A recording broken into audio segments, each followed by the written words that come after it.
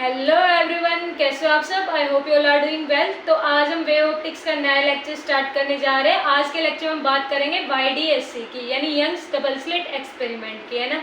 नाम से पता चल रहा है आज का लेक्चर काफ़ी इंपॉर्टेंट लेक्चर होने वाला है। देखो, आई विल सजेस्ट आज का लेक्चर स्टार्ट करने से पहले एक बार आप पिछले लेक्चर को देख के फिर आज का लेक्चर प्रोसीड करो, है ना। क्योंकि पिछले लेक्चर हमने किसके बारे में बात किया था, हमने बात की थी इंटरफेरेंस ऑफ वेव्स, है ना, उसके टाइप्स, यानी कंस्ट्रक्टिव और डिस्ट्रक्टिव इंटरफेरेंस क्या होता है। इसके अलावा हमने वेव फ्रंट, वेवलेट, इनकी समरी भी थोड़ी बहुत देखी थी, इंटेंसिटी की बात की थी, कोहेरेंट सोर्सेज की बात की थी, है ना। तो एक बार प्रीवियस लेक्चर देख लो ताकि आपको बेसिक समझ में आ जाए, है ना। तो आज का लेक्चर स्टार्ट करते हैं बिना टाइम वेस्ट किए। देखो, आज का जो हमारा टॉपिक है वो है यंग्स डबल स्लिट एक्सपेरिमेंट, यानी कि मैं इसको क्या बोल दूँ शॉर्ट में, YDSC, है ना। अब देखो, ये कहानी कहाँ से स्टार्ट होती है। ये कहानी स्टार्ट होती है 1801 से, है ना। 1801 में फेमस साइंटिस्ट थे, उनका नाम था थॉमस यंग। क्या नाम था उनका? थॉमस यंग, है ना। इन्होंने थॉमस यंग ने 1801 में अपना एक मॉडल रखा। उस मॉडल का नाम क्या था? थॉमस डबल होल मॉडल, है ना।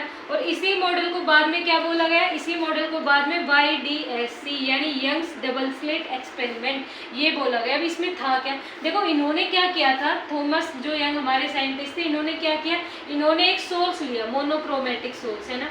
क्या लिया? Monochromatic source. अब मोनो का मतलब क्या होता है कि जिसकी सिंगल वेवलेंथ हो, है ना।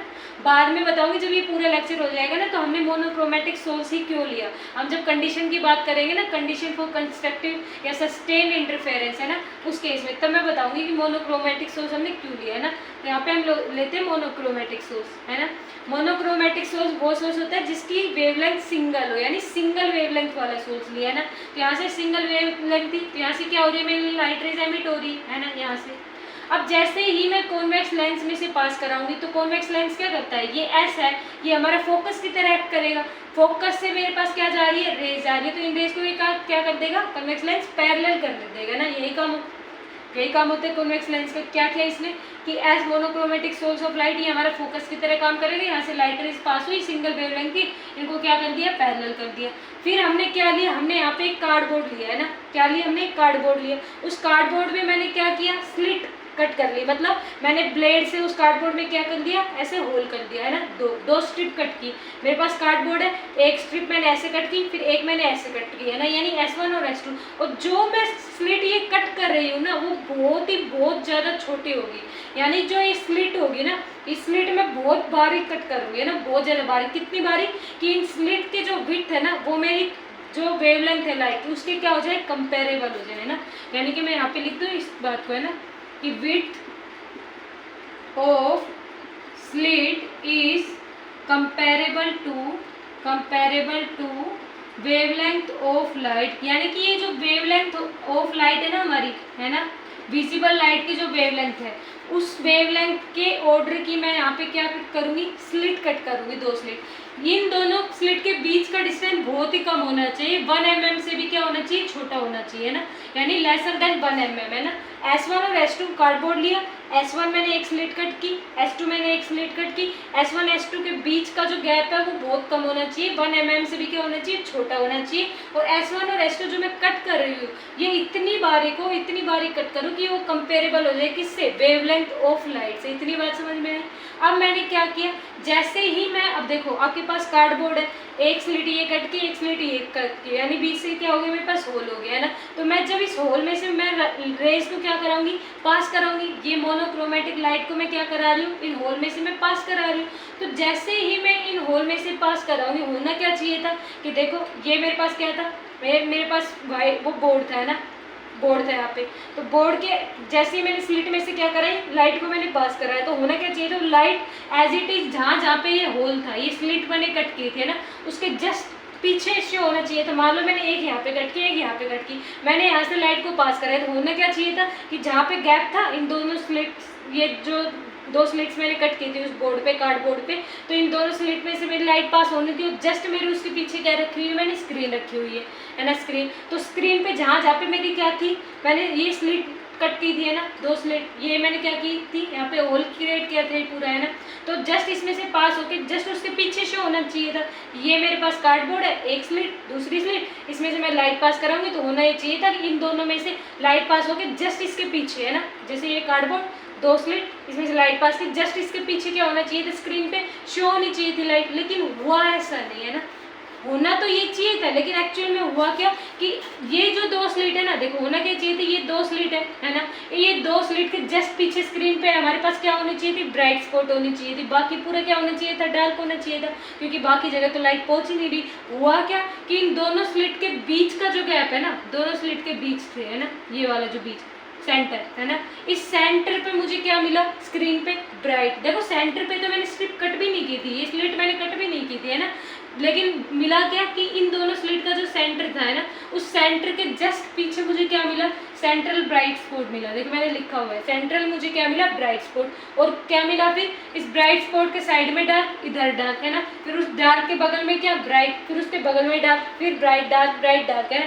ऐसे इस साइड। यानी मुझे क्या मिलने लगी, फ्रिंजिस पैटर्न मिलने लगी है ना, क्या मिलने लगी, फ्रिंजिस पैटर्न। फ्रिंजिस पैटर्न मतलब कि एक बार मैक्सिमा एक बार मिनिमा है ना, यानी एक बार ब्राइट स्पॉट एक बार डार्क, ब्राइट डार्क ऐसे मुझे मिलने लगी है ना। अब ये क्यों हुआ, तो यहाँ से ये एक चीज़ प्रूव हो गई कि लाइट जो है मेरी यहाँ पे वो पार्टिकल नेचर तो शो नहीं कर रही। अगर पार्टिकल नेचर शो करती तो मेरे पास क्या था, कार्डबोर्ड, दोनों स्लिट में से लाइट पास होके जहाँ पे फॉल कर रही थी पीछे स्क्रीन पे, वहीं पे मुझे क्या मिलना चाहिए था, ब्राइट स्पॉट, बाकी पूरा डार्क। लेकिन हुआ एक्चुअल में ऐसा बिल्कुल अपोजिट हुआ। इन दोनों स्लिट का जो सेंटर था है ना, उसके जस्ट पीछे स्क्रीन पे मुझे क्या मिला, ब्राइट स्पॉट, फिर डार्क ब्राइट डार्क है ना, ये ऐसे कंटिन्यू होने लगी प्रोसेस। यानी मुझे क्या मिलने लगा यहाँ पे, इंटरफेरेंस पैटर्न मिलने लगा, फ्रिंजेस बनने लगी थी मेरे यहाँ पे ना। तो ऐसा क्यों हुआ, यहाँ से एक चीज़ प्रूव हो गई कि YDA से हमारे क्या नेचर शो करेगा, वेव नेचर शो करेगा। कैसे शो कर रहा वेव नेचर, देखो इन्होंने क्या बोला कि स्लिट है ना, दोनों स्लिट है ना, अब इन दोनों स्लिट की जो वेवलेंथ है मेरी किसके कंपेरेबल है, वेवलेंथ ऑफ लाइट की है ना, दोनों स्लिट का जो गैप है ना वो किसके कंपेरेबल है, मेरा वेवलेंथ ऑफ लाइट के।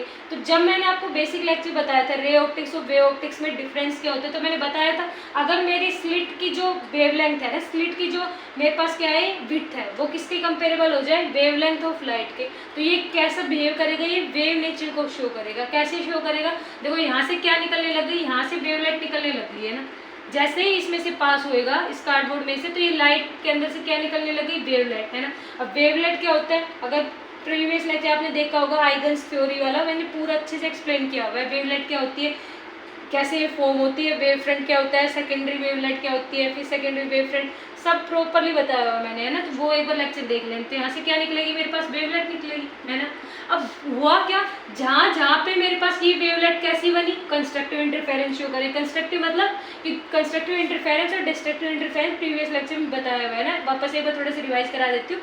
कंस्ट्रक्टिव इंटरफेरेंस में ये होता है कि जो मेरे पास वेव निकल रही है, मान लो ये वेव निकल रही है ना ऐसे प्लस में, और इस वेव पे मैंने एक और वेव क्या हुई मेरी इंटरफेयर करी है ना, यानी दोनों वेव्स में आपस में क्या हुई, मीट हुई है ना, सुपर इम्पोज हुई।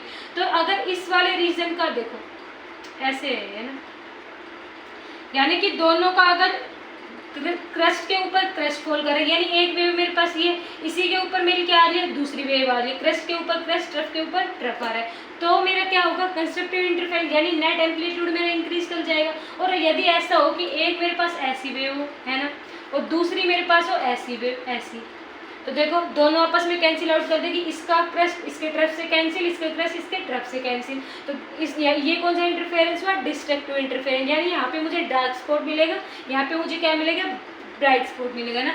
ये बात समझ में आई कंस्ट्रक्टिव डिस्ट्रक्टिव इंटरफेरेंस में है ना। तो यानी क्या हो रहा था यहाँ पे कि जहाँ पे मेरी वेव्स है ना आपस में सेम फेज में मीट कर रही थी, सेम फेज में सुपर इम्पोज हो रही थी ना, वहाँ पे मुझे क्या मिला, वहाँ पे मुझे मिला ब्राइट स्पॉट है ना।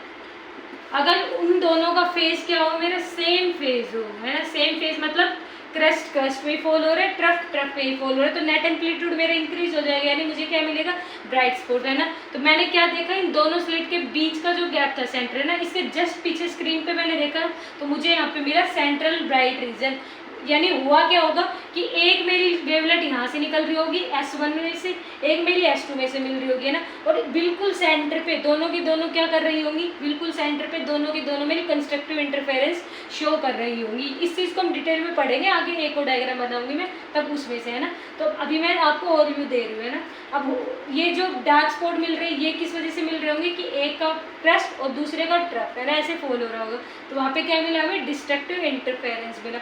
यानी यहाँ से क्या प्रूव हो गया, यहाँ से हमारा वेव नेचर प्रूव हो गया। क्या नेचर प्रूव हो गया, वेव नेचर प्रूव हो गया कि यंग्स डबल स्लिट एक्सपेरिमेंट ने, जो न्यूटन ने बोला था ना स्टार्टिंग में, देखो न्यूटन ने क्या बोला था, न्यूटन की कॉर्पस्कुलर थ्योरी आई थी सबसे पहले ना, कॉर्पस्कुलर थ्योरी। न्यूटन की कॉर्पस्कुलर थ्योरी ने क्या बताया कि हमारे पास क्या थी, वो कॉर्पस्कल्स की फॉर्म में जो लाइट है वो क्या थी, पार्टिकल नीचे को शो कर रही थी, है ना। इसके बाद क्या आया, इसके बाद आया आइगन्स प्रिंसिपल, है ना। इसके बाद क्या आया, इसके बाद आया आइगन्स प्रिंसिपल। उन्होंने क्या बोला कि लाइट हमारी क्या होती है, वेव होती है, वेवलेट और वेव फ्रंट की फॉर्म में क्या होती है, मूव करती है आइगन्स प्रिंसिपल के अकॉर्डिंग। अब क्या आया हमारे पास, अब आया हमारे पास YDSC यानी यंग्स डबल स्लिट एक्सपेरिमेंट। इसने क्या प्रूव कर दिया, इसने लाइट के वेव नेचर को प्रूव कर दिया, है ना। लाइट के कौन से नेचर को प्रूव कर दिया, वेव नेचर को। और यही wave nature Davisson and Germer experiment के थ्रू उन दोनों ने भी इसका जो लाइट का वेव नेचर प्रूव किया था ना, ये वाला। फिर इसके बाद क्या है, इसके बाद आई मैक्स प्लैंक थ्योरी, है ना। अब मैक्स प्लैंक थ्योरी मैंने यूट्यूब पे पढ़ाया हुआ है क्वांटम मैकेनिक्स में, है ना, प्लैंक थ्योरी ऑफ रेडिएशन। यहाँ से क्या प्रूव हुआ था, यहाँ से इसका पार्टिकल नेचर प्रूव हुआ था, है ना। यानी ये सिलसिला ऐसे चलता रहा कि एक बार पार्टिकल नेचर, एक बार वेव, एक बार वेव, एक बार पार्टिकल, ऐसे चलता रहा। लास्ट में डी ब्रोगली साइंटिस्ट ने क्या बोल दिया, उन्होंने अपनी हाइपोथेसिस दी, उसमें बोला कि लाइट हमारी ड्वेल नेचर को शो करती है, यानी नेचर लव सिमेट्री। इस वजह से उन्होंने क्या किया था कि जो हमारी लाइट है वो दोनों नेचर को शो करेगी, है ना। ये एक्सपेरिमेंटली बाद में प्रूव भी हो गया था, है ना, डी ब्रोगली हाइपोथेसिस को प्रूव कर दिया था लास्ट में डेविसन जर्मर एक्सपेरिमेंट के थ्रू, है ना। जो डेविसन जर्मर एक्सपेरिमेंट है उन्होंने पार्टिकल नेचर और वेव नेचर दोनों को शो कर दिया था। इन्होंने बोला था पार्टिकल नेचर को, उन्होंने वेव नेचर को भी प्रूव कर दिया था ना। तो यानी वहाँ से क्या चीज़ क्लियर हो गई थी कि लाइट हमारे ड्वेल नेचर शो करती है ना। तो ये सीरीज ऐसे चलते आ रही थी। तो यहाँ से क्या प्रूव हो गया कि YDSC हमारा वेव नेचर को शो कर रहा है ना। अब देखो इंटरेस्टिंग चीज़ क्या थी इसमें बताने वाली बात, देखो इसमें क्या थी कि अभी तो हमें क्या पता चल रहा है कि इन दोनों स्लिट में से वेवलेट निकल रही है ना, तो इंटरफेरेंस बन रहा है, यहाँ पे वेव नेचर को शो कर रहा है। अगर हम दोनों स्लिट में से अगर किसी एक स्लिट पे मैं क्या लगा दूँ, डिटेक्टर लगा दूँ। डिटेक्टर मतलब ये पता करने के लिए कि मेरे यहाँ से इलेक्ट्रॉन है, मेरे यहाँ से वेव निकल कहाँ से रही है ना, कौन सी मतलब स्लिट में से मेरी पास आउट हो रही है ना। तो मैंने क्या किया, मैंने अगर यहाँ पे डिटेक्टर लगा दिया ना, डिटेक्टर क्या डिटेक्ट करने के लिए कि कहाँ से मेरी ये एमिट हो रही है ना। ये चीज़ अगर मैं पता लगाना चाहूँगी तो मैंने क्या ऑब्जर्व किया कि लाइट अपना वेव नेचर को भूल करके वापस से पार्टिकल नेचर शो करने लग गई है ना। तो वो इंटरेस्टिंग बात है ना कि जब तक मैं इसको नॉर्मल इस फिनोमिना को देख रही थी तो होना तो ये चाहिए था पार्टिकल नेचर, लेकिन क्या नेचर शो कर रही थी, वेव नेचर। जब मैंने इसको पता लगाना चाहा with the help of detector तो इसने अपना जो एक्चुअल नेचर था ना वेव नेचर, उसको भूल के वापस से पार्टिकल नेचर शो करने लगे। इसी चीज़ को हम बोलते हैं क्वांटम इरेजर। कि if you want to detect कि कौन से यहाँ से जो हमारी लाइट है एमिट हो रही है, किस फॉर्म में हो रही है, कौन से स्लिट से पास आउट हो रही है, तो लाइट जो है अपना वेव नेचर भूल के वापस से कौन से नेचर शो करने लग जाएगी, पार्टिकल नेचर शो करने लग जाएगी। उसी चीज़ को हमने क्या बोला था, क्वांटम इरेजर, है ना। क्वांटम लेवल की बात हो रही थी, है ना। तो इतना नोट करो। इसके बाद मैं आपको बताती हूँ थोड़ा सा कंस्ट्रक्टिव इंटरफेरेंस के बारे में, डिस्ट्रक्टिव इंटरफेरेंस के बारे में, उनकी कंडीशन है, जबकि हम पिछले लेक्चर में सारी चीज़ें पढ़ चुके हैं ना। एक बार वापस में रिवाइज करा देती हूँ। देखो इतना नोट करो, नोट कर लिया, देखो इरेज कर दूँ, समझ में आई इतनी बात, है ना। और एक चीज़ देखो, अब ये जो S1 और S2 है हमारे यहाँ पे कोहेरेंट सोर्सेज की तरह एक्ट कर रहे होंगे ना। जिन्होंने प्रीवियस लेक्चर देखा होगा समझ गए होंगे कि S1 और S2 हमारे कैसे सोर्स होंगे, कोहेरेंट सोर्स होंगे। कोहेरेंट सोर्स कैसे, क्योंकि सिंगल वेवलेंथ की लाइट जा रही थी, सिंगल वेवलेंथ है ना। अब अकॉर्डिंग टू आइगन्स प्रिंसिपल क्या हो रहा था कि ये जो मेरे पास लाइट जाएंगी है ना वो वेव फ्रंट की फॉर्म में जा रही थी अकॉर्डिंग टू आइगन्स प्रिंसिपल, है ना। जब ये वेव फ्रंट यहाँ से निकलेंगे तो इन वेव फ्रंट का हर एक पॉइंट, मान लो ये वेव फ्रंट है, इस वेव फ्रंट कैसे बनता है पता है ना, पॉइंट सोर्स लिया, पॉइंट सोर्स से स्फेरिकल वेव फ्रंट बना, है ना। क्योंकि जैसे पानी में पत्थर फेंका तो वो सर्कल से नहीं बन जाता है ना, वही चीज़ है वेव फ्रंट, है ना। कि स्फेरिकल पॉइंट ले, यहाँ से मेरे पास लाइट वेव निकलेगी, लाइट वेव से मैंने t टाइम पे इसने मान लो इस वेव ने इतना x1 डिस्टेंस ट्रेवल किया, इसने x1, तो मैंने इन सभी पॉइंटों को मिला दिया ना, तो इन सभी पॉइंटों के लोकस को मैं क्या बोलती थी, वेव फ्रंट। इस वेव फ्रंट का हर एक पॉइंट मेरे पास एक्ट कर रहा होगा सोर्स ऑफ न्यू डिस्टर्बेंस, जिसे मैं सेकेंडरी वेवलेट बोलती थी। ये सेकेंडरी वेवलेट vt डिस्टेंस दूर, है ना, vt डिस्टेंस दूर कितना ट्रैवल करेगा, कितना डिस्टेंस ट्रैवल किया, vt डिस्टेंस, है ना। और इन सभी को मैं ऊपर कॉमन टेंजेंट ड्रॉ कर दूँ तो मेरे पास नई वेव फ्रंट मिल रही थी। सारी मैं बातें बता चुकी हूँ, है ना। डिटेल में जिनको पढ़ना है देख लो एक प्रीवियस लेक्चर आइडेंस प्रिंसिपल वाला, है ना। तो यानी यहाँ से ये चीज़ तो क्लियर हो गई थी, वेव फ्रंट निकल रही थी इन स्लिट्स में से S1 और S2 में से, है ना, तभी जाके मुझे यहाँ पे ब्राइट स्पॉट और डार्क स्पॉट मिल रहा था। और ये S1 और S2 मेरे पास क्या है, कोहेरेंट सोर्सेज। कोहेरेंट सोर्सेज क्यों बोली मैंने, क्योंकि सेम वेवलेंथ है, सेम फ्रीक्वेंसी है, सेम वेवलेंथ है, मोनोक्रोमेटिक और सेम फ्रीक्वेंसी से जा रहे हैं, यानी कोहेरेंट सोर्स थी, है ना। इरेज कर दो इतना, देखो इंटरेस्ट आ रहा होगा ना, इंटरेस्टिंग टॉपिक है पढ़ने में, है ना। थोड़ा सा लेंथी लेक्चर हो जाएगा आज का, लेकिन आपको सारी चीज़ें समझ आएंगी अच्छी से। देखो एक तो मैंने क्वांटम इरेजर की बात की है ना, क्वांटम इरेजर अभी ये 12th में आपका काम की चीज़ नहीं है, ग्रेजुएशन में आ गया है ना क्वांटम इरेजर, तो इसको मैं ओरली बता देती हूँ। देखो क्वांटम इरेजर में हमने क्या किया कि जब भी मैं डिटेक्ट करना चाहूँ क्या कि लाइट मेरा कौन सा नेचर शो कर रही है, वहाँ पे शो वो वेव नेचर कर रही थी, लेकिन मैं अगर एक्सटर्नली क्या करना चाहूँ, डिटेक्टर लगा के मैं डिटेक्ट करना चाहूँ कि मेरा कौन सा इलेक्ट्रॉन मेरा किस में कन्वर्ट हो रहा था, वेव में कन्वर्ट हो रहा था ना, तो उस टाइम पे जो मेरी वेव जो लाइट थी वो अपना वेव नेचर को भूल के वापस से कौन सा नेचर शो कर रही थी, वो वापस से वो पार्टिकल नेचर शो करने लग गई थी, है ना, पार्टिकल नेचर को शो करने लगी थी। यानी जब भी मैं अगर डिटेक्ट करना चाहूँगी ना तो वो अपनी प्रॉपर्टीज को लूज कर देगा, ये होता है क्वांटम इरेजर, है ना। दूसरी बात मैं किसकी करूँगी, कंस्ट्रक्टिव इंटरफेरेंस की, कंस्ट्रक्टिव इंटरफेरेंस की।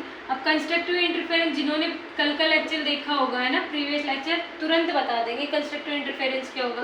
कंस्ट्रक्टिव इंटरफेरेंस जिसमें सेम फेज में हमारी जो वेव्स है वो सुपर इम्पोज करे, है ना। इसमें कंडीशन क्या होती थी, देखो AR रिजल्टेंट एम्पलीट्यूड हमने निकाला था, क्या आया था, A1 square plus A2 square plus 2A1 A2 cos phi, है ना, यहाँ से। तो कोस फाई, अब देखो मैक्सिमम कब होगा, AR मैक्सिमम कब होगा, इंटेंसिटी की मैं लिख नहीं रही फॉर्मूला, है ना, मैं केवल एम्पलीट्यूड के टर्म्स में समझा दूंगी, है ना, वरना इंटेंसिटी का लिखना चाहते, देखो इंटेंसिटी का भी था IR इजकल टू में I1 plus I2 plus 2 root I1 root I2, है ना, कोस फाई, ये इंटेंसिटी के टर्म्स में था। तो दोनों में इंटेंसिटी में भी कोस फाई आ रहा है और एम्पलीट्यूड में भी कोस फाई आ रहा है, तो यानी इंटेंसिटी और एम्पलीट्यूड मेरा, देखो इंटेंसिटी यही तो थी मेरी KA स्क्वायर, है ना, ये K क्या थी, कांस्टेंट टर्म थी इसके अंदर सारी की सारी, 2 पाई एफ स्क्वायर रो भी, है ना, K की वैल्यू क्या थी, 2 पाई एफ स्क्वायर रो भी, ये सारी चीज़ें मेरे पास क्या थी, कांस्टेंट थी, क्योंकि कोहेरेंट सोर्सेज थे ना। तो I मेरा डायरेक्टली प्रोपोर्शनल था A स्क्वायर से, तो यहाँ से इस वाले फॉर्मूले से हमने I की वैल्यू निकाली थी, है ना, सारी चीज़ें बता चुकी हूँ मैं। तो AR की वैल्यू मैक्सिमम कब आएगी, जब ये कोस फाई मैक्सिमम होगा। कोस फाई कब मैक्सिमम हो रहा था, जब मेरा फाई किसके इक्वल हो, 2n पाई के इक्वल हो, है ना। तो यहाँ से मैंने, अब मुझे पता था फेज मेरा किसके इक्वल होता है, फेज मेरा K डेल x के इक्वल होता है, K की वैल्यू होती है 2 पाई बाई लैम्डा, तो मैंने देखो फेज मैक्सिमम यानी 2n पाई, है ना, और K की वैल्यू क्या है, 2 पाई बाई लैम्डा इंटू में डेल x, तो डेल x की वैल्यू यहाँ से क्या आई थी, डेल x की वैल्यू आई थी यहाँ से n लैम्डा, क्या आई थी, n लैम्डा, है ना। यानी कि मैं वैल्यू पुट करूँ तो क्या मिलेगी मेरे को, यहाँ से 0 लैम्डा 2 लैम्डा 3 लैम्डा 4 लैम्डा, यानी इंटीग्रल मल्टीपल चलता रहेगा इसका, है ना। ये अगर ये वाली कंडीशन है तो यानी मुझे कौन सा इंटरफेरेंस मिलेगा, कंस्ट्रक्टिव इंटरफेरेंस मिलेगा, है ना। समझ में आया, जस्ट रिवाइज करा रही हूँ मैं, ना। दूसरा है डिस्ट्रक्टिव इंटरफेरेंस, दूसरा क्या है, डिस्ट्रक्टिव इंटरफेरेंस। अब डिस्ट्रक्टिव इंटरफेरेंस कब मिलेगा, जब ये कोस फाई क्या हो मेरा मिनिमम हो। कोस फाई मिनिमम कब हो रहा था, जब मेरे फाई की वैल्यू क्या आ रही थी, 2n माइनस 1 पाई के इक्वल, है ना, 2n माइनस 1 पाई के इक्वल। इस 2n माइनस 1 पाई को मैं इस फाई वाले फॉर्मूले में रखूंगी, के del x equal to phi, pi की वैल्यू क्या रखूंगी, 2n माइनस 1 पाई, के की वैल्यू क्या रखूंगी, 2 पाई बाई लैम्डा। तो मुझे यहाँ से डेल x की वैल्यू क्या मिल रही थी, डेल x की वैल्यू मिल रही थी 2n माइनस 1 लैम्डा बाई 2, है ना, ये वैल्यू मिल रही थी। तो इसमें आप वैल्यूज को पुट करोगे तो क्या मिलेगा, डेल्टा एक्स की वैल्यू आपको, डेल्टा एक्स की वैल्यू मिलेगी lambda by 2, 3 lambda by 2, 5 lambda by 2, है ना। यानी कि मैं क्या बता सकती हूँ यहाँ से कि अगर मेरा ओड मल्टीपल हो किसका, लैम्डा बाई 2 का, है ना। यानी यहाँ पे भी तो ओड है, देखो 1 है ना। 1 lambda by 2, 3 lambda by 2, 5 lambda by 2। यानी अगर मुझे ओड मल्टीपल मिल रहा है किसका, लैम्डा बाई 2 का, तो मैं क्या बता सकती हूँ वहाँ पे कौन सा इंटरफेरेंस हो रहा है, डिस्ट्रक्टिव इंटरफेरेंस हो रहा है। अगर मुझे इंटीग्रल मल्टीपल मिल रहा है तो कौन सा इंटरफेरेंस हो रहा है, कंस्ट्रक्टिव इंटरफेरेंस हो रहा है। दोनों कंडीशन को याद रखना, आगे भी यूज होगी, है ना। इतना नोट करो, फिर हम बात करेंगे सेंट्रल ब्राइट की, है ना, सेंट्रल ब्राइट के रीजन की। नोट करो इतना, देखो समझ में आया। अब हम बात कर रहे थे सेंट्रल ब्राइट फ्रिंज की, है ना। देखो कंडीशन याद रखनी है दोनों की, है ना। डिस्ट्रक्टिव इंटरफेरेंस के लिए क्या आया था हमारा path difference 2n-1 lambda by 2, है ना। और कंस्ट्रक्टिव के लिए क्या आया था, कंस्ट्रक्टिव के लिए आया था n लैम्डा, है ना। तो हम बात कर लेते हैं central bright fringe, central bright fringe.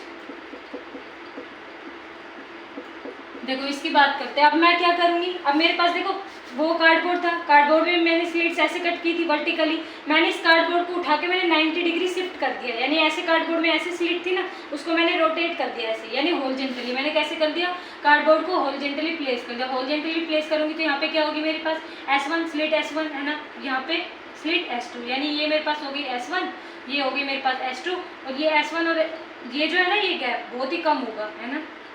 और इन दोनों के बीच का गैप भी बहुत कम होगा। अभी तो ये मैंने बड़ा करके दिखाया हुआ है ना, S1 और S2 का जो डिफरेंस होता है ना, S1 को मैं S2, इन दोनों स्लिट के बीच की जो डिस्टेंस है वो कितनी होनी चाहिए, 1 mm की अप्रोक्स होनी चाहिए, इससे छोटी होनी चाहिए, तभी वो कंपेरेबल होगा to the wavelength of light के, है ना। समझ में आया। यानी ये डिस्टेंस, यानी ये जो D है, क्या बोला मैंने इस डिस्टेंस को, स्मॉल d, है ना। यानी मेरा स्मॉल d अप्रोक्स मेरा 1 mm के इक्वल होना चाहिए ना। अब मैंने क्या किया, ये मेरे पास क्या है, कार्डबोर्ड स्लिट। कार्डबोर्ड के बाद क्या था, स्क्रीन मेरी। मैंने स्क्रीन बना दी यहाँ पे, क्या बना दी मैंने यहाँ पे, स्क्रीन, है ना। इस स्लिट से और स्क्रीन की जो डिस्टेंस है, इस डिस्टेंस को मैंने माना कैपिटल D, है ना। कंडीशन क्या है कि मेरा capital D much much much much greater than होना चाहिए इस D से। क्यों हुआ, लास्ट में जब आप इसका कंक्लूजन निकलेगा ना फॉर्मूला इसका, तो उससे अपने आप समझ में आ जाएगा कि जो ये डिस्टेंस है मेरी, ये जो मेरा स्मॉल d है उससे बड़ी क्यों होनी चाहिए ना। तो देखो ये मेरी क्या है, सेंट्रल लाइन है ना, सेंट्रल लाइन ये वाली है ना। तो अब मुझे बताओ, देखो स्लिट से S1 जो मेरे पास स्लिट है, यहाँ से मेरे पास क्या निकलेगी, वेवलेट निकलेगी। ऐसे ही मेरे पास S2 है, यहाँ से क्या निकलेगी, मेरे पास वेवलेट निकलेगी, है ना। ये वेवलेट इस पॉइंट पे, इस P पॉइंट पे, ये P पॉइंट मेरा कैसा है, सेंट्रल पॉइंट है ना, सेंट्रल पॉइंट। सेंट्रल पॉइंट मतलब बीच का जो पॉइंट है ना। तो जरा आराम से कॉमन सेंस लगा के मुझे ये बात बताओ, इसको देखो, इस स्लिट को ना मैं थोड़ा सा यहाँ पे बना लिया ना, यहाँ पे, ताकि ये सेंटर पे आ जाए बिल्कुल इन दोनों स्लिट के बीच में। तो यहाँ से मेरे पास क्या जाएंगी, यहाँ पे मेरे पास जाएंगी light in the form of wavelet, है ना। ऐसे ही इस वाली स्लिट से क्या जाएगी मेरे पास, light in the form of wavelet, है ना। यहाँ पे ऐसे, बिल्कुल ऐसे। तो मुझे बताओ, इसका डिस्टेंस मैंने मान लिया x1, इसका डिस्टेंस मैंने मान लिया x2, है ना। तो x1 और x2 क्या मेरा इक्वल डिस्टेंस ट्रेवल नहीं करेगा, देखो बीच पे है बिल्कुल। दोनों स्लिट के जो बीच के डिस्टेंस है ना, इस सेंट्रल डिस्टेंस के जस्ट स्क्रीन पे, मैंने जब वो वाला डायग्राम बनाया था, इससे पहले वाला डायग्राम, उसमें भी मैंने शो किया था कि कार्डबोर्ड था, एक स्लिट S1 एक स्लिट S2, इन दोनों के बीच का जो पॉइंट है ना, उस बीच पॉइंट जो सेंट्रल पॉइंट है ना, वो सेंट्रल पॉइंट जो स्क्रीन पे मेरे को क्या मिल रहा था, ब्राइट स्पॉट मिल रहा था। यानी इस वाले पॉइंट पे मुझे ब्राइट स्पॉट मिल रहा था, वही चीज़ हम चेक करेंगे ना। यानी इस स्लिट S1 और S2 का जो सेंट्रल पॉइंट है ना, यहाँ पे सेंट्रल पॉइंट की जस्ट, इसके जस्ट पीछे स्क्रीन पे मुझे यहाँ पे क्या मिलेगा, सेंट्रल पॉइंट मिलेगा। तो x1 और x2 की डिस्टेंस क्या होगी मेरी, दोनों सेम ही तो डिस्टेंस ट्रेवल किए ना, दोनों के सेंटर के जस्ट बीच में है, तो ऑब्वियसली बात है दोनों इक्वल डिस्टेंस ट्रेवल करेंगे। यानी x1 और x2 मेरे क्या है यहाँ पे इक्वल है, कब, सेंट्रल पॉइंट के लिए ना। तो यानी मैं डेल्टा x फाइंड करूँ, डेल्टा x क्या होता है, पाथ डिफरेंस, दोनों के पाथ में कितना डिफरेंस है। मैं क्या करूँगी, S2P माइनस S1P, है ना। जो इसने पाथ ट्रेवल किया, जो इसने पाथ ट्रेवल किया, दोनों को मैं क्या करूँगी, माइनस। डेल्टा एक्स की वैल्यू क्या आएगी मेरी, यहाँ से 0 आएगी। क्यों आएगी, क्योंकि मुझे पता है यहाँ पे S2P इक्वल टू S1P है, कब, for central bright, for central bright, है ना। अब मुझे बताओ डेल्टा एक्स पाथ डिफरेंस मेरा कौन से केस में जीरो आया था, कंस्ट्रक्टिव में या डिस्ट्रक्टिव में? ऑब्वियस सी बात है कंस्ट्रक्टिव इंटरफेरेंस में। कंस्ट्रक्टिव इंटरफेरेंस में मेरी वैल्यू क्या आई थी, डेल्टा एक्स मेरा एन लैम्डा के इक्वल था, है ना। एन को मैं जीरो पुट कर रही थी तो मेरे पास डेल्टा एक्स की वैल्यू क्या आ रही थी, जीरो आ रही थी। यानी इस वाले रीजन पे पी पॉइंट पे, सेंट्रल पॉइंट पे मेरे पास कैसा फ्रिंज मिल रहा था, मेरे को कैसा स्पॉट मिल रहा था, मुझे मिल रहा था ब्राइट स्पॉट। इसी पॉइंट को हम बोलते हैं सेंट्रल ब्राइट फ्रिंज। समझ में आया? यानी सेंटर पे मेरे पास ब्राइट जो फ्रिंज है, ब्राइट स्पॉट है, मुझे क्यों मिला, मैक्सिमा क्यों मिला मेरे को, सेंट्रल मैक्सिमा क्यों मिला, क्योंकि पाथ डिफरेंस वहाँ पे क्या था, जीरो था, कोई पाथ डिफरेंस ही नहीं था। तो मेरे पास क्या मिलेगा यहाँ पे, सेंट्रल पॉइंट पे मेरे को ब्राइट फ्रिंज मिल रही थी, ब्राइट स्पॉट मिल रहा था। क्यों? क्योंकि S2P S1 के BP, S2P मेरा S1P के इक्वल हो रहा था, ये वाले डिस्टेंस है ना, दोनों इक्वल हो रही थी, है ना। इतना नोट करो, फिर हम फर्स्ट ब्राइट फ्रिंज की बात करेंगे, फिर डार्क स्पॉट की बात करेंगे, ये सारी बातें हम करने वाले हैं ना, इसको नोट करो इतना। देखो समझ में आया इतना, है ना। अब हम क्या कर लेते हैं, अब हम पर्टिकुलर मैक्सिमा, पर्टिकुलर मिनिमा की बात कर लेते हैं ना, इरेज कर लेते हो इसको मैं। इजी था ना, सेंट्रल ब्राइट फ्रिंज की पाथ डिफरेंस क्या आ रहा था, इसमें जीरो आ रहा था, पाथ डिफरेंस जीरो आ रहा था, यानी कि कंस्ट्रक्टिव इंटरफेरेंस था, तो यानी सेंटर पे हमें क्या मिल रहा था, ब्राइट पॉइंट मिल रहा था ना। अब हम किसकी बात कर लेते हैं, अब हम बात कर लेते हैं लोकेशन ऑफ पर्टिकुलर मैक्सिमा, यानी जिसको हम क्या बोलते हैं, ब्राइट फ्रिंज, है ना, यानी bright fringe, bright spot and minima यानी कि डार्क स्पॉट, है ना, डार्क स्पॉट फ्रॉम कहाँ से, सेंट्रल ब्राइट फ्रिंज से, कहाँ से, फ्रॉम सेंट्रल ब्राइट, है ना। कि मेरे पास देखो सेंट्रल पे क्या बन रहा था, मेरे पास ब्राइट पॉइंट बन रहा था, है ना। ब्राइट पॉइंट किस वजह से बन रहा था, कंस्ट्रक्टिव इंटरफेरेंस की वजह से।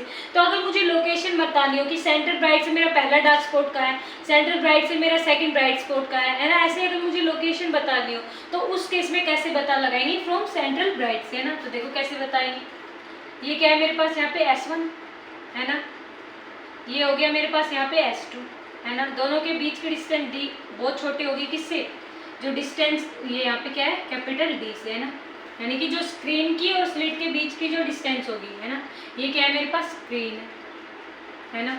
यानी कि मेरे पास कंडीशन क्या है कि ये जो मेरे पास D है much much much greater than D, ये 1 mm में होगा, तो ये 1 मीटर के आसपास होना चाहिए, है ना, मतलब बहुत बड़ा होना चाहिए ये वाला, है ना, 1000 के आसपास, 1000 टाइम जो मेरा D है वो इस D से क्या होगा, बड़ा होगा, लगभग अप्रोक्स, है ना।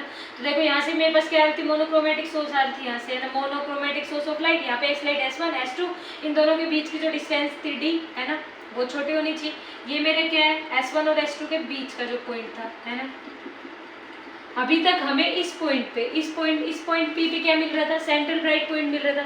अब मैं क्या करूंगी, अब मैं यहाँ पे फाइंड आउट करने की बजाय, है ना, इस पॉइंट पे फाइंड आउट करने की बजाय सेंट्रल ब्राइट से मैं मानो कहीं यहाँ पे फाइंड आउट करना चाह रही हूँ, इस P पॉइंट पे, क्या मैं इस P पॉइंट पे मैक्सिमम फाइंड आउट करना चाह रही हूँ, मिनिमम फाइंड आउट करनी, जो भी है ना, इस P पॉइंट पे। तो देखो एक मेरे पास वेव फ्रंट यहाँ से पास आउट होगी, है ना, ये वेव फ्रंट मानो मेरी ऐसे गई, है ना, एक मेरी स्लिट S2 में से पास होगी ऐसी,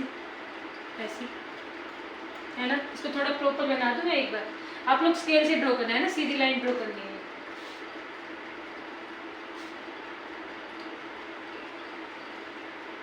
ऐसे इस टाइप से, है ना। एक मेरे पास गई S1 से लाइट की रे, एक मेरे पास गई S2 से, है ना, और ये जाएगी कैसे से, वेवलेट की फॉर्म में जाएगी, है ना, वेवलेट की फॉर्म, ऐसे ऐसे। अगर ये दोनों वेवलेट मेरी यहाँ पे अगर सेम फेज में मीट करती हैं तो कंस्ट्रक्टिव इंटरफेरेंस होगा, अपोजिट फेज में मीट करते हैं तो कैसे इंटरफेरेंस होगा, डिस्ट्रक्टिव इंटरफेरेंस। तो इस P पॉइंट पे मुझे पता करना है, लोकेशन पता करना है किसकी, मैक्सिमा की और मिनिमा की, फ्रॉम सेंट्रल ब्राइट, है ना। क्वेश्चन समझ में आ गया, पता चल गया हम क्या करने वाले हैं यहाँ पे, है ना। अब एक चीज ध्यान से देखो आप लोग, इसको मैं थोड़ा सा सही इरेज कर देती हूँ ना, ऐसे। ये जो मेरा D पॉइंट है ना, ये D पॉइंट, यहाँ से भी मेरे पास एक रे जाएगी ऐसे, है ना, D पॉइंट से भी तो जाएगी। D क्या था, इस S1 और S2 के बीच का जो, देखो इसको प्रॉपर कर लो, है ना, अच्छे से, वरना समझ नहीं आएगा। इसको मैं वापस से ड्रॉ कर लेती हूँ थोड़ा नीट क्लियरली। एक मेरे पास गई ऐसे, एक मेरे पास इस D पॉइंट से जाएगी, है ना, एक मेरे पास गई इस S2 से, ऐसे ऐसे। तो देखो इसने मान लो लेट से इसने जो सेंटर जो यहाँ का S1 और S2 का जो सेंटर पॉइंट था ना, ये वाला पॉइंट है ना, इस वाली रे ने यहाँ पे इस हॉरिजॉन्टल से एंगल बनाया थीटा, है ना, मान सकते हैं ये हॉरिजॉन्टल थी, है ना, ये ऐसे नहीं जानी तो ऐसे सीधी चाहिए थी, लेकिन कुछ थीटा एंगल से P पॉइंट पे जाने के लिए क्या हो गई, बैंड हो गई, यानी ये एंगल कितना हो गया मेरा, थीटा हो गया, है ना। इस पॉइंट को आप मान लो कुछ मान लो, इसको Q मान लो, P मान लो, कुछ भी मान लो, इसको मैंने मान लिया Q पॉइंट, ये वाला पॉइंट, है ना। अब जरा मुझे ये बताओ कि ये दो रेस मुझे इस P पॉइंट पे जाती कैसे दिखेंगी, पैरेलल नहीं दिखेंगी, कि ये जो S1P है और S2P है, यानी S1P and S2P appears to be parallel। देखो पैरेलल क्यों दिखाई दी, कि ये जो D है मेरा कैपिटल D बहुत बहुत बहुत दूर है और स्लिट की डिस्टेंस बहुत छोटी सी, यानी बहुत छोटी सी, इतनी दूर से आप इन दोनों पॉइंट को क्या देख पाओगे, नहीं देख पाओगे ना, ये दोनों पॉइंट तो आपको एक ही पॉइंट नजर आएंगे। भाई इतना छोटा सा डिस्टेंस है, इतना 1 mm, पता कितना, इतना छोटा सा डिस्टेंस 1 mm, इतना छोटा सा दोनों के बीच की जो डिस्टेंस है, यानी मेरे पास एक स्लिट ये हो गई, एक ये हो गई, एक यहाँ पे हो गई, देखो, यानी कि इतनी स्लिट आपको कैमरे में अभी फोन में भी नहीं दिख रही होगी, है ना, यानी ये वाली डिस्टेंस ये 1 mm से भी क्या होगी, छोटे होगी, इससे भी छोटी होगी, है ना।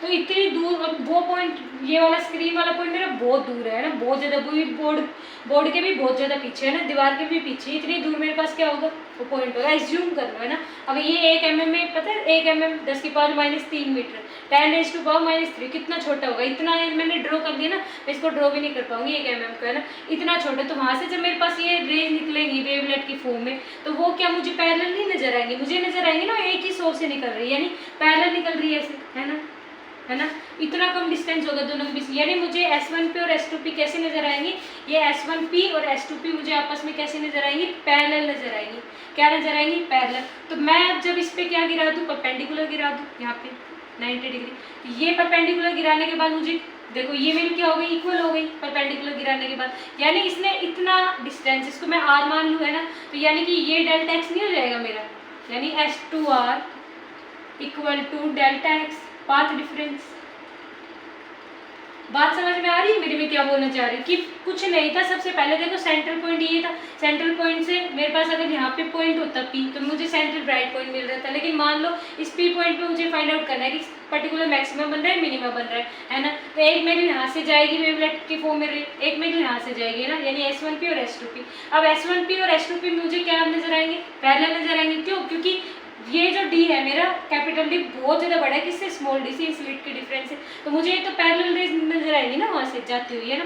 तो ये मुझे क्या नजर आई, पैरेलल रेज नजर आई, है ना। अब दूसरा मैंने क्या किया कि मैंने इस S1P से S2P, ऑब्वियस सी बात है भाई S1P मेरा कम डिस्टेंस ट्रेवल कर रहा है, S2P दिखने में नहीं दिख रहा कितना एक्स्ट्रा डिस्टेंस ट्रेवल कर रहा है ना, क्योंकि P जो है मेरा, देखो इस जो ये मेरा सेंट्रल ब्राइट है इससे ऊपर वाले रीजन में, अगर नीचे वाले रीजन में होता तो S2P कम डिस्टेंस ट्रेवल करता है ना, अब ऊपर वाले रीजन में है तो S1P मेरा कम डिस्टेंस ट्रेवल कर रहा है देन S2P, है ना। तो मैं लिख दूँ कि S2P मेरा बड़ा है किससे, S1P, दोनों पैरेलल भी है लेकिन S2P मेरा ज़्यादा डिस्टेंस ट्रेवल कर रहा है S1P से, है ना, S1P से। बात समझ में आई। तो मैंने क्या किया, मैंने S1 जो यहाँ से है इससे मैंने इस R पॉइंट पे परपेंडिकुलर ड्रॉ कर दिया, मैंने परपेंडिकुलर डाल दिया, परपेंडिकुलर डालते ही ये डिस्टेंस मेरी क्या हो जाएगी, इक्वल हो जाएगी, क्या हो गई मेरी, इक्वल। दिखने में दिख रहा होगा ऐसे, लेकिन एक्चुअल में ये दोनों रेज में क्या होती है, पैरेलल चलती है, ऐसे पैरेलल, है ना, पैरेलल चलती नजर आएंगी। यानी कि ये मेरा पॉइंट, इसको मैंने क्या माना है, S1, है ना, S1 और R, यानी S1 और R मेरा क्या है, लिख दिया मैंने डेल्टा x। देखो S2R ये मेरा पार्ट डिफरेंस हो गया, S1R क्या है मेरा, परपेंडिकुलर, है ना, ये S1R मैंने क्या डाला है, परपेंडिकुलर डाला है। सारी कंडीशन समझ में आ गई, है ना। अब यहाँ से आप लोग बड़ी आसानी से मुझे देखो ये एंगल कितना था मेरा, ये जो मेरा सेंट्रल जो पॉइंट था, है ना, ये वाला पॉइंट हॉरिजॉन्टल से कितना एंगल बनाया था, वहाँ पे जा रहा था थीटा एंगल बना रहा था, ये थीटा बना रहा था, तो ये भी अपने हॉरिजॉन्टल से कितना बनाएगा, इसको मैं थोड़ा सा इरेज कर देती हूँ ऐसे, है ना, ये डेल्टा एक्स के इक्वल था, है ना, तो ये भी हॉरिजॉन्टल से कितना बनाएगा, थीटा बनाएगा। बात समझ में आ रही है, इसने थीटा बनाया तो ऑब्वियस सी बात है ना, ये भी थीटा बनाएगा, क्यों, क्योंकि ये सारी रेस कैसी नजर आएंगी मुझे, पैरेलल नजर आएंगी, और पैरेलल है तो जितना एंगल इसने बनाया उतना ये बनाएगा, थीटा अगर इसने बनाया तो ये भी कितना बनाएगा, थीटा बनाएगा। पैरेलल रेज होती है ऐसे, तो जो एंगल ये बना रही है वही तो ये बनाएगी ना, दोनों पैरेलल तभी होंगी। तो इसने थीटा बनाया, इसने भी क्या बनाया, थीटा बनाया, है ना। ये एंगल कितना है मेरा, थीटा है। तो अब एक बात मुझे बताओ, ये थीटा है, ये कितना होगा मेरे पास, ये वाला, ये होगा 90 माइनस थीटा। इसको मैं देखो अलग से बनाऊँ, यहाँ पे बना के दिखा देती हूँ ना, ऐसे। ये है मेरी हॉरिजॉन्टल लाइन, है ना। ये मेरे पास जा रही है S to P, यहाँ पे मान लो P पॉइंट है मेरे पास, है ना। ये एंगल मेरे पास कितना है, थीटा है। तो ये बचा हुआ एंगल कितना हो जाएगा मेरे पास, 90 माइनस थीटा। ऑब्वियस सी बात है भाई, ये जो मेरे पास रे है इस हॉरिजॉन्टल से 90 एंगल ही तो बनाएगी। ये थीटा है तो ये कितना हो गया, 90 माइनस थीटा, यानी ये अंदर वाला एंगल कितना हो गया ये मेरे पास, ये हो गया 90 माइनस थीटा, ये वाला एंगल, है ना। ये वाला एंगल, ये वाला एंगल, है ना, 90 माइनस थीटा हो गया। ये 90 माइनस थीटा, ये 90 तो ये बचा हुआ निकाल सकते हो, ये वाला एंगल बड़ी आसानी से निकाल सकते हो। यानी ये देखो ऐसे परपेंडिकुलर डाला हुआ है ना मैंने, ये आर है मेरे पास, है ना, यहाँ पे देखो आर है ना। तो ये थीटा बना रहा था, ये 90 माइनस थीटा बना रहा था, ये एंगल कितना है मेरा, 90 डिग्री है ना। अलग से बना दूँ मैं, कंफ्यूजन हो जाएगा, है ना। देखो ये ट्रायंगल देखो आप, S1 S2 और ये R, है ना। ये R यहाँ पे परपेंडिकुलर था, यानी यहाँ पे एंगल कितना बना रहे हैं, 90 डिग्री बना रहे, है ना। ये अंदर वाला एंगल आपने अभी फाइंड कर लिया, कितना आया, 90 माइनस थीटा है। क्यों आया, क्योंकि हॉरिजॉन्टल वाला एंगल कितना था, थीटा था। मुझे पता है ये पूरा 90 होगा, तो ये 90 माइनस थीटा कर दूँगी तो अंदर वाला पता चल जाएगा, यानी 90 माइनस थीटा। ये 90 माइनस थीटा, ये 90, तो ये एंगल कितना होगा मेरा, थीटा होगा। ऑब्वियस सी बात है ना। कैसे निकाला, 90 माइनस थीटा प्लस थीटा, है ना, ऐसे ही तो निकालते हैं। 90 minus theta plus this angle is 90, plus में इस एंगल को आप x मान लो, है ना, प्लस एंगल x किसके इक्वल होगा, 180 डिग्री से। तो x की वैल्यू क्या आएगी, यहाँ से थीटा आएगी, सोल्व करोगे। अंदर के तीनों एंगल का सम 180 तो होता है, तो यहाँ से दो एंगल दे रहे हैं, तीसरा एंगल आप बड़े आसानी निकाल सकते हो ना। यानी ये एंगल मुझे कितना मिला, थीटा मिल गया, है ना। यानी यही मुझे फाइंड आउट करना था, यानी कि ये जो मेरा एंगल है, ये वाला एंगल, ये मुझे कितना मिल गया, थीटा। यानी ये एंगल थीटा, ये वाला थीटा, ये वाला थीटा था। हॉरिजॉन्टल के साथ इसने थीटा बनाया, सबसे पहले ये इसने थीटा बनाया, ये रे पैरेलल थी, तो इसने भी थीटा एंगल बनाया। पैरेलल क्यों थी, मैंने लिखा है सारे कंडीशन, है ना। तो ये थीटा था, ये पूरा 90 होता है, तो अंदर वाला कितना बच गया, 90 माइनस थीटा। ये 90 माइनस थीटा, 90, थर्ड एंगल कितना हो जाएगा, थीटा। ऑब्वियस बात, ये क्या हो गया, थीटा। तो मैं यहाँ से देखो इस वाले ट्राइंगल में, है ना, ये कितना है मेरा, 90 minus theta, this is equal to 90, है ना, and this is equal to theta.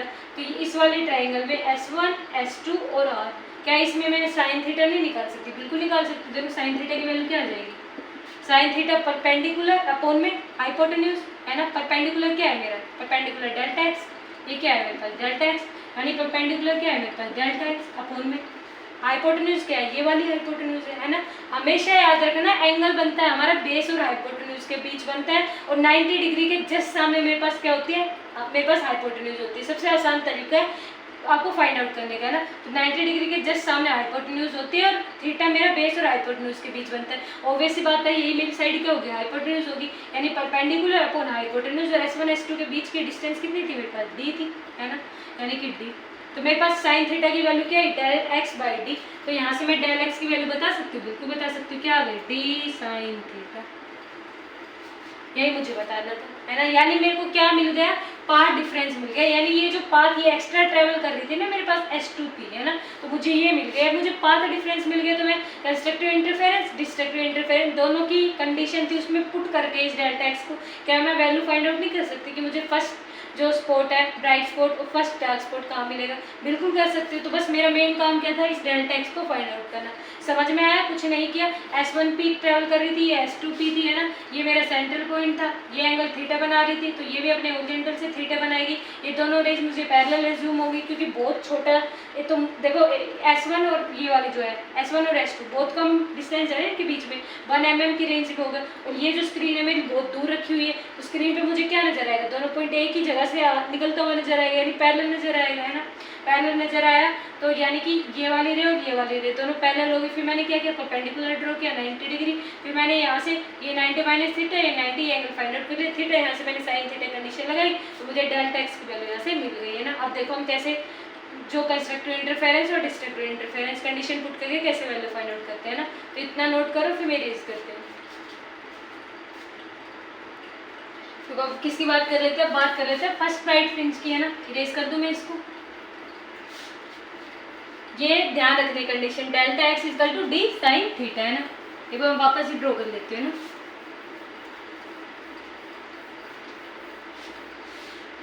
देखो समझ आ रहा है ना। यहाँ पे मेरे पास क्या है, वापस एक बार मैं ड्रॉ कर देती हूँ S1, है ना,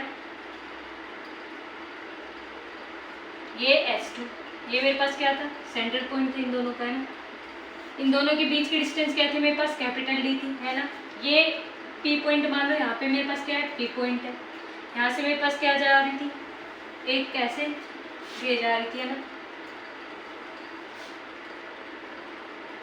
ये मैंने यहाँ पे क्या ड्रॉ किया था, परपेंडिकुलर ड्रॉ किया था ना। इस पॉइंट का नाम क्या दिया था मैंने, R दिया था। इस पॉइंट का नाम मैंने क्या दिया था, Q नाम दिया था, है ना। दोनों के बीच की डिस्टेंस क्या थी, ये वाली D के इक्वल थी, है ना। जहाँ पे मेरा D था वो much much much greater than था D। अगर ये 1 मीटर है तो ये 1 mm हो रहा था, है ना। इतनी बात हम कर चुके हैं ना अब तक। ये एंगल कितना बना रहा था, देखो यहाँ से भी मेरे पास क्या जा रही थी, रे जा रही थी, है ना। तो ये एंगल बना रहा था हॉरिजॉन्टल से कितना, थीटा एंगल। यहाँ पे मुझे क्या मिल रहा था, सेंट्रल ब्राइट मिल रहा था, है ना, सेंट्रल ब्राइट। इस डेल्टा एक्स की वैल्यू, ये मेरा क्या था, पार्ट डिफरेंस था डेल्टा एक्स, है ना। यही डायग्राम था, वापस से बना दिया मैंने, है ना। तो अब देखो डेल्टा एक्स की वैल्यू हमारे पास क्या आई है, डेल्टा एक्स मेरी आई है डी साइन थीटा, यही आया डी साइन थीटा, है ना।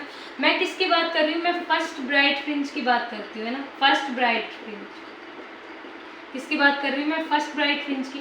तो देखो फर्स्ट ब्राइट फ्रिंज के लिए मेरे पास जो डेल्टा एक्स होगा, पाथ डिफरेंस होगा, यानी कंस्ट्रक्टिव इंटरफेरेंस हो रहा है। तो कंस्ट्रक्टिव इंटरफेरेंस में पाथ डिफरेंस की कंडीशन क्या होती है, एन लैम्डा के इक्वल।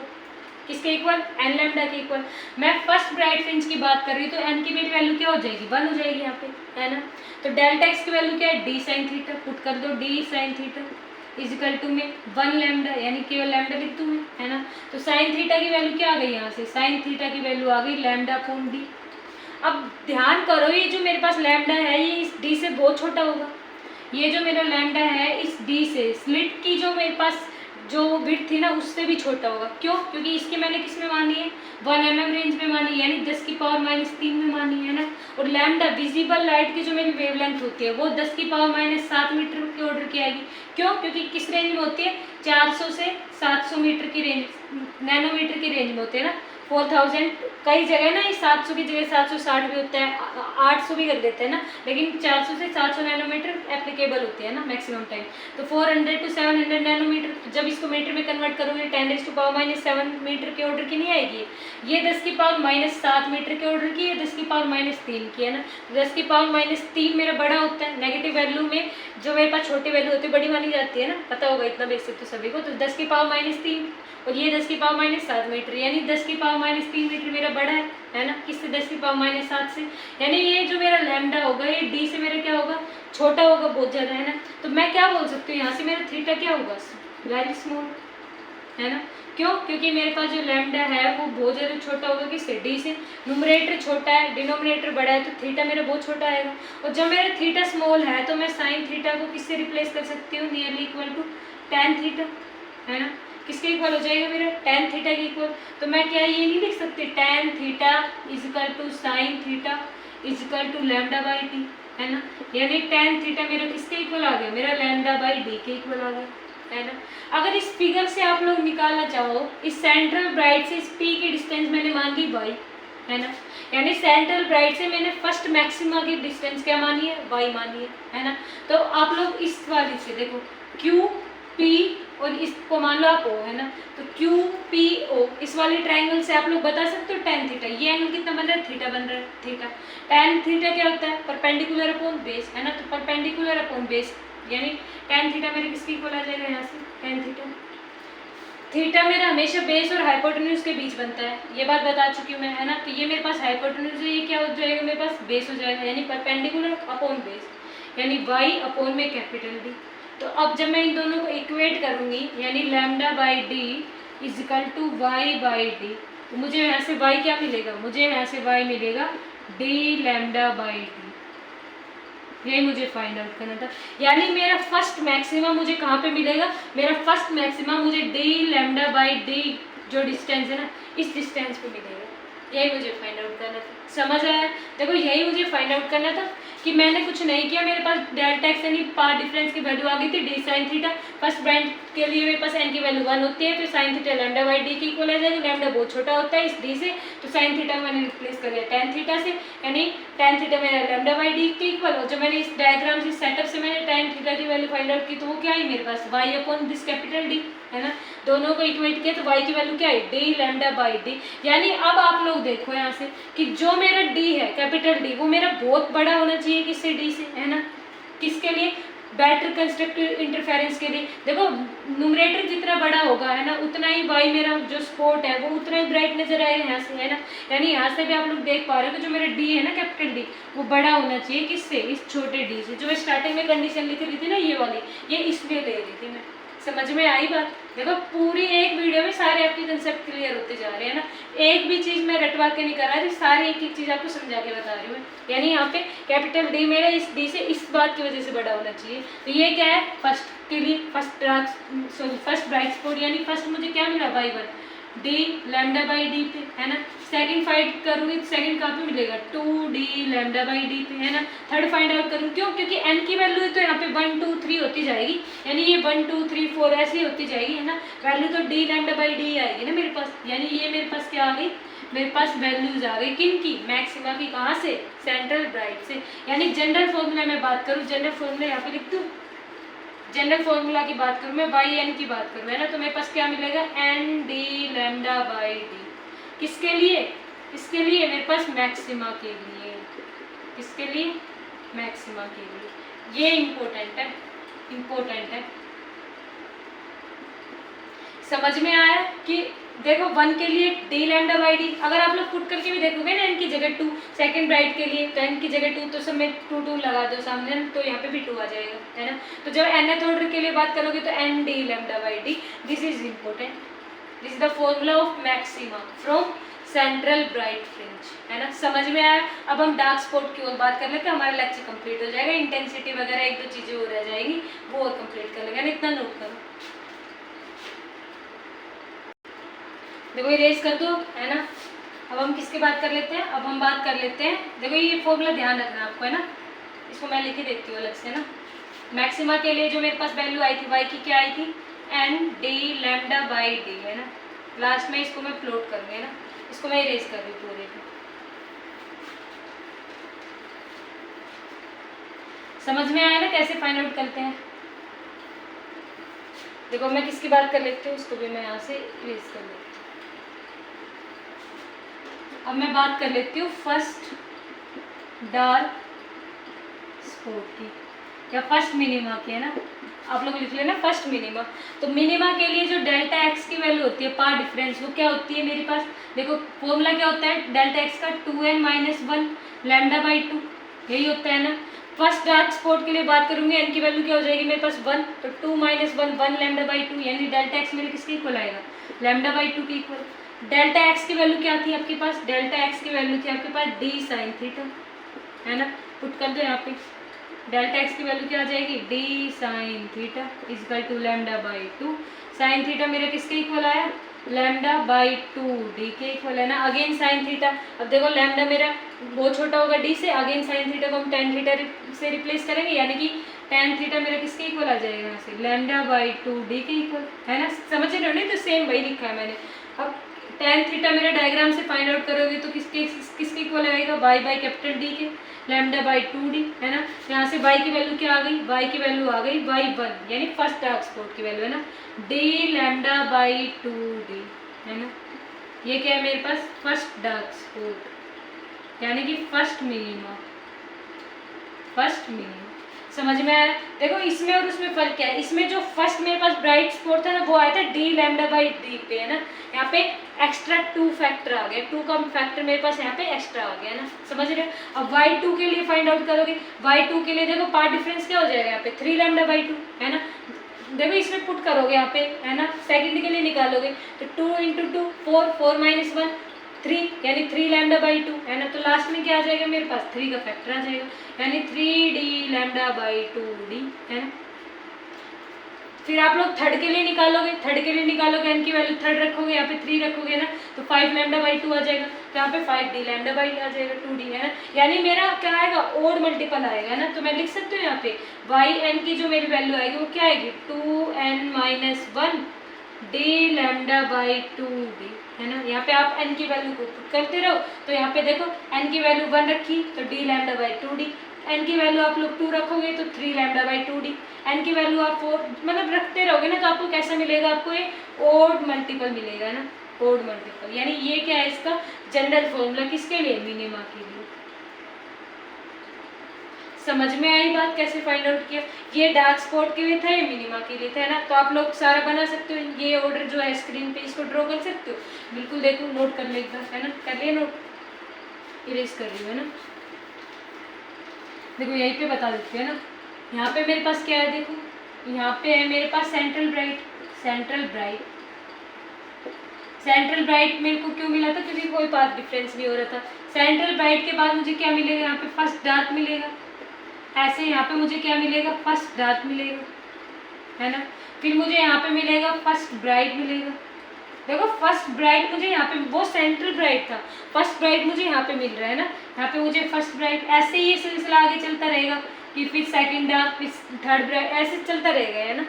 तो यानी फर्स्ट डार्क की वैल्यू मेरे पास क्या है, फर्स्ट डार्क की वैल्यू मेरे पास है ये d लैम्डा बाई 2d, है ना। फर्स्ट डार्क की वैल्यू भी वही same d lambda by 2d, है ना। फर्स्ट ब्राइट की वैल्यू क्या है मेरे पास, d लैम्डा बाई d, है ना। फर्स्ट ब्राइट की वैल्यू क्या है, d लैम्डा बाई d। ये मैंने क्या कर दिया, इसको पैटर्न को मैंने ड्रॉ कर दिया।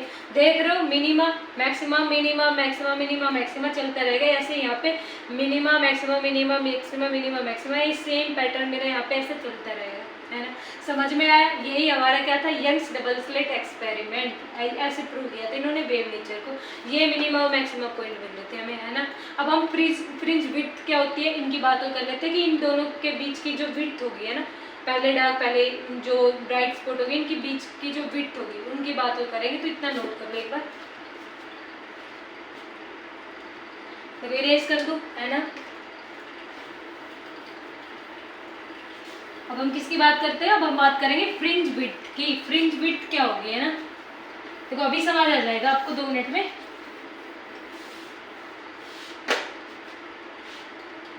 मैं बात कर रही हूँ फ्रिंज विड्थ। देखो अभी हमने क्या बनाया था, अभी हमने डायग्राम बनाया था ना। ये क्या था हमारे पास, सेंट्रल ब्राइट, यहाँ पे फर्स्ट डार्क, फिर फर्स्ट ब्राइट,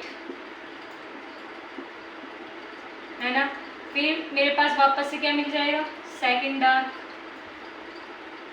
फिर सेकंड ब्राइट, ऐसे चलता रहेगा। ऐसे यहाँ पे फर्स्ट डार्क, फर्स्ट ब्राइट, है ना। अगर मुझे फाइंड करना हो विड्थ ऑफ ब्राइट फ्रिंज, देखो ब्राइट फ्रिंज की मुझे क्या फाइंड आउट करनी हो, विड्थ फाइंड आउट करनी। मान लो मुझे सेंट्रल ब्राइट है, इसकी विड्थ मतलब ये कितने एरिया में ब्राइट जो है, मतलब जो लाइट है उसको शो करेगा। फर्स्ट डार्क का मतलब है कि ये पूरा रीजन मेरे क्या है, डार्क हो जाएगा, है ना। ब्राइट का मतलब है कि इस वाले रीजन में मेरे पास क्या होगी, रोशनी होगी, मुझे ये रीजन विजिबल दिखेगा, है ना, मुझे एक ब्राइट स्पॉट दिखेगा, मुझे इस पर कुछ ना कुछ लाइट फॉल होती हुई दिखाई देगी। ये डार्क रीजन में मुझे कुछ नहीं दिखाई देगा, है ना। इसका मतलब ये है। तो सेंट्रल ब्राइट मतलब इसकी विड्थ, ये कितने रीजन में फैला हुआ है, कैसे पता चलेगा। मैं 2 कंटिन्यूस है ना, 2 कंटिन्यूस डार्क की, देखो ये सेंट्रल ब्राइट से ऊपर फर्स्ट डार्क, सेंट्रल ब्राइट से नीचे फर्स्ट डार्क, है ना। मान लो मैं इसकी फाइंड आउट करना चाह रही हूँ, इसकी फाइंड आउट करूँगी तो सेंट्रल ब्राइट है, तो है ना, सेंट्रल ब्राइट पूरा मतलब ब्राइट रीजन है। अगर मैं इसकी मान लो फर्स्ट ब्राइट की फाइंड आउट करना चाहूँ यहाँ पे, है ना, तो फर्स्ट ब्राइट की जैसे मैं यहाँ पे सेंट्रल ब्राइट की फाइंड आउट करते हैं, ऐसे यहाँ पे फाइंड आउट करूँगी कि डिस्टेंस बिटवीन 2 कंजिक्यूटिव डार्क जो मेरे पास फ्रिंज थी, है ना। यानी कि मैं लिख दूँ कि डिफरेंस बिटवीन 2 कंजिक्यूटिव मेरे पास क्या होगी, डार्क फ्रिंज। इन दोनों के बीच की जो डिस्टेंस है, इन दोनों के बीच का जो डिफरेंस है ना, डिफरेंस ले लो या डिस्टेंस ले लो, एक ही बात है। Difference between 2 consecutive dark fringe, देखो मुझे यहाँ पे क्या मिल रही थी, डार्क फ्रिंज मिल रही थी, है ना। देखो फर्स्ट डार्क और सेकंड डार्क है ना, इन दोनों के बीच में मुझे क्या मिलेगी, लाइट शो मिलेगी, लाइट दिखेगी मुझे, तो उसकी विड्थ, उसकी चौड़ाई कितनी होगी, इसमें से मैं इसको माइनस कर दूंगी, इस वाले रीजन में से इसको माइनस करूंगी तो बीच का रीजन मिल जाएगा ना मुझे, है ना। यानी सेंट्रल ब्राइट से बात कर रही हूँ मैं, सेंट्रल ब्राइट से सेकंड डार्क ये है मेरा, है ना, सेंट्रल ब्राइट से मेरे पास फर्स्ट डार्क ये है ना। तो इस पूरे में से मैं इसको माइनस कर दूँ तो बीच का मुझे मिल जाएगा पोजीशन, है ना। तो भाई मुझे फाइंड आउट करना है। तो देखो कैसे कि इस विड्थ को हम, विड्थ ऑफ जो ब्राइट फ्रिंजेस को हम डिनोट करते हैं डब्ल्यू से या फिर बीटा से, है ना, किसी से डिनोट कर लो। किसका इक्वल आ जाएगा, डार्क किसका, ये वाला है ना, सेकंड डार्क, मैं क्या लिख दूँ यहाँ पे 2 लिख दूँ, है ना, माइनस D1 लिख दूँ, है ना। अभी आपने जनरल फॉर्मूला देखा था डार्क स्पॉट के लिए या मिनिमा के लिए, डार्क स्पॉट के लिए मिनिमा के लिए y की वैल्यू क्या आ रही थी आप लोगों के पास, y की वैल्यू आ रही थी, सॉरी 2n-1 d λ/2d, ये आ रही थी आपके पास, है ना। तो जब यहाँ पे D2 और D1 की वैल्यू आप लोग सब्सटीट्यूट करोगे W और बीटा, है ना, अगर याद ना हो तो इस फॉर्मूले से फाइंड आउट कर लो, वरना आई होप याद होगी। तो देखो सेकंड के लिए क्या आई थी हमारे पास 3d λ/2d, है ना, माइनस D1 यानी फर्स्ट के लिए, देखो यहाँ पे जो 3d λ/2d कैसा है, यहाँ पे n की वैल्यू 2 रखोगे ना, सेकंड डाल के लिए 2 रखोगे तो 2 2 4 -1 यानी 3d λ/2d, है ना, ये आ गई। माइनस D1 की वैल्यू क्या थी, d λ/2d, दोनों को सब्ट्रैक्ट करोगे तो जो मेरे पास विड्थ आएगी वो क्या आएगी, d λ/d, है ना। यानी W या बीटा मेरे पास किसके इक्वल आ गया, d λ/d। यानी जितना ज़्यादा मेरे पास ये d होगा, जितनी ज़्यादा मेरी स्क्रीन की डिस्टेंस होगी मेरे पास स्लिट से, उतना ही मुझे क्लियर इंटरफेरेंस मिलेगा, उतनी ही मुझे विड्थ है, ये जो विड्थ है मेरे पास, ये जो चौड़ाई है ये वाली, है ना, ये इन दोनों के बीच वो मुझे एक्स्ट्रा मिलेगी। यही रीज़न था कि ये जो मेरा कैपिटल D था इस छोटे वाले D से ज़्यादा होना चाहिए था, ताकि क्लियर इंटरफेरेंस मिले, क्योंकि विड्थ ज़्यादा होगी उससे तो हम ज़्यादा अच्छे से देख पाएंगे, है ना। समझ में आया, फर्स्ट डार्क मेरा सेंट्रल ब्राइट से ये डिस्टेंस थी, सेकंड डार्क की ये थी, इन दोनों के बीच की डिस्टेंस मुझे क्या मिलेगी, फर्स्ट ब्राइट मिलेगी। सेम आप लोग किसके लिए फाइंड आउट कर सकते हो, विड्थ ऑफ डार्क फ्रिंज के लिए फाइंड आउट कर सकते हो, उसमें भी सेम यही वैल्यू आएगी d λ/d, है ना। नोट करो, बताती हूँ कैसे, देखो नोट कर लो, है ना, यहीं पे रेस कर रही हूँ मैं ना। देखो यहाँ पे ब्राइट की जगह क्या कर लो आप लोग, डार्क कर लो, और यहाँ पे डार्क की जगह ब्राइट कर लो, है ना। अब मैं क्या करना चाह रही हूँ, मैं यहाँ पे डार्क फ्रिंज की विड्थ फाइंड आउट करना चाह रही हूँ, है ना। तो difference between 2 consecutive bright fringe, है ना, यानी कि मैं विड्थ फाइंड करना चाह रही हूँ, है ना, किसकी, डार्क फ्रिंज की। तो difference between 2 consecutive bright fringe, जैसे डार्क के लिए किया वैसे आप लोग इसके लिए कर लो, यानी कि मैं लिख दूँ यहाँ पे ब्राइट 2 माइनस ब्राइट 1, है ना। ब्राइट 2 के लिए मेरी क्या आ जाएगी, देखो इसका जनरल फॉर्मूला क्या आया था मेरे पास, d λ/d, है ना, n d λ/d, ये आया था मेरे पास जनरल फॉर्मूला, है। तो 2 के लिए आप लोग 2 सब्सटीट्यूट करोगे, यानी 2d λ/d minus d λ/d, यानी यहाँ से भी मेरे पास क्या वैल्यू आई, d λ/d। यानी कि एक इम्पोर्टेंट बात क्या याद रखनी है कि इंटरफेरेंस पैटर्न में जो मेरे पास फ्रिंज की विड्थ होती है, चाहे वो डार्क के लिए हो चाहे वो मेरे ब्राइट फ्रिंज के लिए हो, है ना, सेम आती है d λ/d। लेकिन जब हम डिफ्रैक्शन पढ़ेंगे ना तो डिफ्रैक्शन में फ्रिंज विड्थ हमारी चेंज हो जाएगी, यानी कि जैसे जैसे मैं आगे प्रोसीड होता जाएगा ना वैसे वैसे मेरी फ्रिंज विड्थ कम होती चली जाएगी, इंटेंसिटी मेरी कम होती चली जाएगी। जबकि इसमें जो मेरी फ्रिंज विड्थ थी डार्क और ब्राइट दोनों के लिए क्या थी मेरे पास, सेम थी, कांस्टेंट थी, है ना। अब देखो आज का लेक्चर काफ़ी लेंथी हो चुका है, काफ़ी चीज़ इसमें रह गई है ना, कंडीशन छूट गई है। तो कंडीशन फॉर सस्टेन इंटरफेरेंस यानी क्लियर इंटरफेरेंस मिले, उसके लिए क्या क्या कंडीशन थी, जैसे हमने कोहेरेंट सोर्स लिए थे, ये डी हमारा बड़ा होना चाहिए इस डी से, और भी छोटी छोटी काफ़ी कंडीशन लिखनी है ना। तो उसके ऊपर नेक्स्ट लेक्चर बनाऊंगी मैं, क्योंकि काफ़ी लेंथी लेक्चर हो चुका है आज का ना। और आज के लेक्चर में हमने इंटेंसिटी की भी बात नहीं की, इंटेंसिटी डिस्ट्रीब्यूशन कर्व है ना इसके लिए, तो वो नेक्स्ट लेक्चर में मैं आप सभी को बताऊंगी, है ना। So please send subscribe my channel. Thank you for watching my videos. देखो सभी के पास सेंड करना है ना, आपको सारे जो टॉपिक है एक ही वीडियो में क्लियर होते जा रहे हैं ना। So please send subscribe my channel. Thank you for watching my video.